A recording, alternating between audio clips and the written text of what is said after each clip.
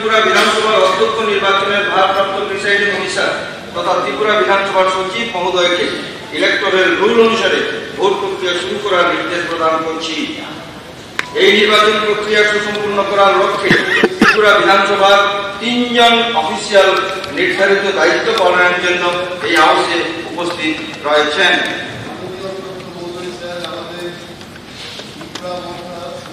দলের পক্ষ থেকে আমাদের কিছু বক্তব্য রয়েছে। গত 2 দিন আগে বিধানসভায় এসেছিলাম এবং আমাদের সিটিং অ্যারেঞ্জমেন্ট সম্পর্কে আমি মাননীয় সচিবের কাছে বারবার আবেদন করেছিলাম যে আমাদের এই প্রথম সারিতে 3 জন বসবেন এবং 3 জনের বসার সুব্যবস্থা নেই এবং বিরোধী দলের দলনেতা যে বসার সুব্যবস্থার জন্য বলেছি আলাদা করে এটা যেন চিহ্নিত করা হয় এবং পেছনের দিকে এইখানে 4 জনের ব্যবস্থা হয়েছে কিন্তু তাদের পা রাখার যে বিষয়টা কম্পার্টমেন্ট এই বিষয় নিয়ে আমি বলেছি কিন্তু আজকে এখানে এসে দেখলাম যে সমস্ত ব্যবস্থাপনা গ্রহণের কথা ছিল একই ব্যবস্থাপনায় ওনারা বলছেন এখানে বসার জন্য। এই সম্পর্কে আমাদের আলোচনার দরকার।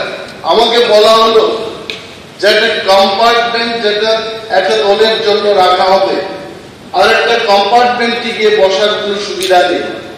তাহলে এই হাউসের মধ্যে আমি বলবো যেমন কোন দল বলতে পারবে যে নির্বাচনে সে 3টি এমএলএ নিয়ে আসবে বা 5 জন এমএলএ নিয়ে আসবে এটা কেউ বলতে পারবে।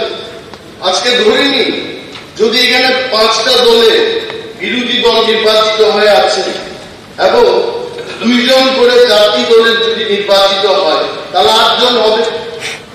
পঞ্চম দলের যদি 12 জন করে নির্বাচিত হয় তাহলে 20 জনের মধ্যে সে 12 জনের বিরোধী দলনেতা থাকবে। ঠিক আছে, এখানে আপনার কথাটা আমি বুঝতে পারছি। সিটিং অ্যারেঞ্জমেন্টের প্রবলেম তো এবং দেখুন এইটা শুনুন এটা হবে, এটা আপনার প্রস্তাবটা ঠিক আছে, পরে বিবেচনা করা হবে বলছি। শুনুন, কিন্তু আমাকে আজকে এই দায়িত্ব দেওয়া হয়নি। আমাকে শুধু দায়িত্ব দেওয়া হয়েছে অধ্যক্ষ নির্বাচনের প্রক্রিয়াটা পরিচালনা করার জন্য। পরবর্তীকালে এগুলি আপনি বলবেন, এগুলি অবশ্যই এগুলি বিবেচনাধীন এবং বিবেচনা করা হবে। সময় খুব কম, সুতরাং আমরা এই হাউসে থাকবো না। If you are not doing this, then we are walking out from the house. ঠিক আছে, আজকে এটা আমি করতে পারছি না, দুঃখিত। কারণ আমাকে যে দায়িত্ব দেওয়া হয়েছে শুধু নির্বাচনের দায়িত্ব দেওয়া হয়েছে, অধ্যক্ষ নির্বাচনের বিষয়টা শুধু আমি দেখব।